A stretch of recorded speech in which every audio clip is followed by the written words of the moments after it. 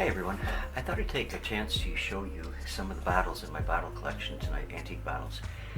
I used to love going digging for old vintage bottles, and I still do, although I haven't done it in a long time.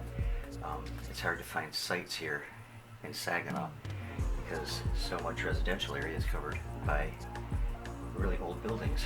But the bottles that I'm going to show you here were all from the Saginaw River, and some were found by me, some were found by my friend Bill Alberg, and some of them are pretty cool. Now, I love old Condiment bottles because they're bulky, I don't know, they just look really, really sturdy. So most people aren't that crazy about them, but I like them. I have a few here from my collection that I wanted to show you. Now this one, probably from the 1880s, applied lip. It says on the bottom, FB and Company. There's no embossing on it, but I love the style of it. I love the shape of it. I think it's really cool. So we'll move on here to another one. Now this is another Condiment bottle, and I haven't found any. I've never found a green one before. Always light blue ones. But this one actually was found by Gil Alberg, but I purchased it for my collection. Looking at this one, this is probably from the 1860s, 1870s era. No embossing on the bottom, no embossing anywhere on it, but it's just a really cool antique bottle. And see the color a little bit better that way, I hope. All right. Then here's another. It's bulky. It's thick glass. It's imperfect glass to be certain. I'm thinking this one again is 1860s to 1870s. It has a greenish cast to it, no embossing on the bottom. Not as green as the one I just showed you, but green nonetheless. I like the applied lip, how they look so crude and so primitive. Here's another one, a little bit more common, but this one I would believe would be in the 1880s, 1890s era. A lot of imperfections in the glass, the bubbles and things that we antique bottle lovers love. And then this is a clear example. And here, this has a very, very light greenish cast to it. Very similar in design and style to the previous ones I showed you.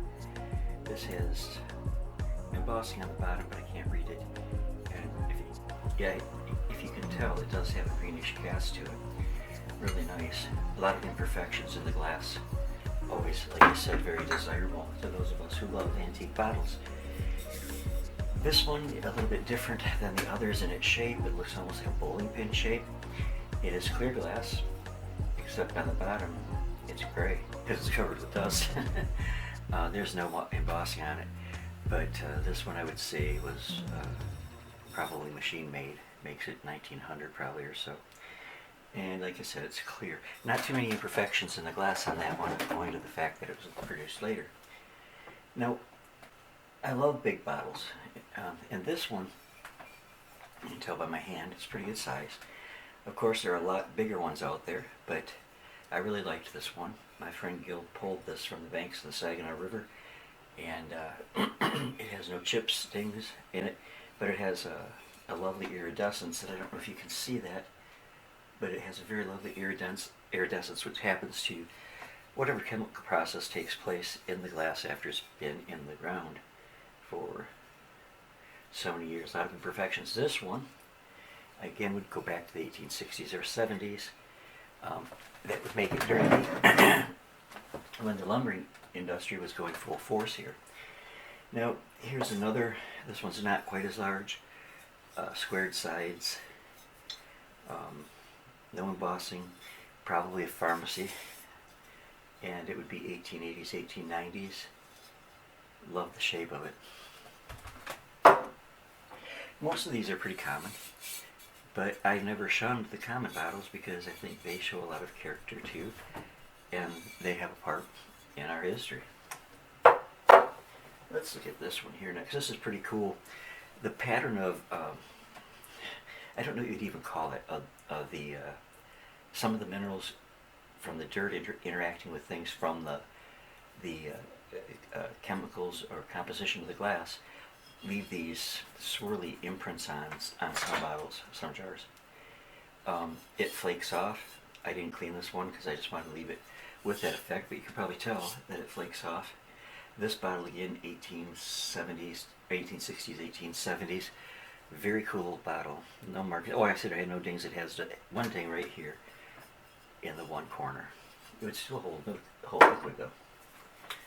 This is a nice one. Amber color, as you can see. Nice amber. And this contained Liquozone, manufactured only by the Liquid Ozone Company, Chicago, USA. So it's embossed. Came from the Saginaw River. The lip, even the lip is irregular. And there are nice impurities in the glass. Really nice bottle. I believe bottle collection. I just was dusting and cleaning upstairs today, and I decided to bring some of these down and show them to you. Bitters bottles are always very, very desirable to collectors. Now this is a more common bitter bottle. I love the green in it. Very nice green. Lots of impurities. The surface feels almost like it was done in a wooden mold. And certainly the seam line indicates that it could be the right time period for that. But on the bottom it is embossed, and on the bottom it says, I hope I can read this, Bitter Roselli. It's hard to read. One of the words is Bitter Roselli though. And very cool bottle. That's one that Gil again took out of the river. Zip it back here. And then bottles of curious shapes I really like too. Now this one, no embossing on it. Very long neck. The seam starts down here, so that probably placed 1860s, 1870s. Could be even back as far as the 1850s, but I just don't know. It has a very light green cast to it, not anything extreme. But, so that's a cool one. Let's see, what I should show you. I'm going to leave that one for right now, and that one.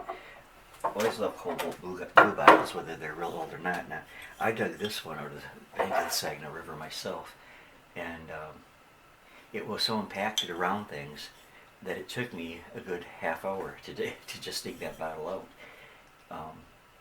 But probably a milk of magnesia type product. It's a screw cap, so it's probably 1920s, judging by the other material that I found with it. But very, very pretty blue color. Very nice. And then this little dark blue cobalt bottle is another screw cap, and it says on the bottom, Bourgeois. So I'm not sure what that might have been, but again, very nice dark blue color. And so that's a few of them. I hope you enjoyed taking a look at them with me. Bottles are fascinating. I have other cobalt glass that are stopper top, and I have many other bottles that are fancy compared to these, but these are pretty interesting. I just wanted to take a look. Thank you for stopping by. I appreciate you all very much. Love each and every one of you, and hopefully, God willing, I'll see you again very, very soon.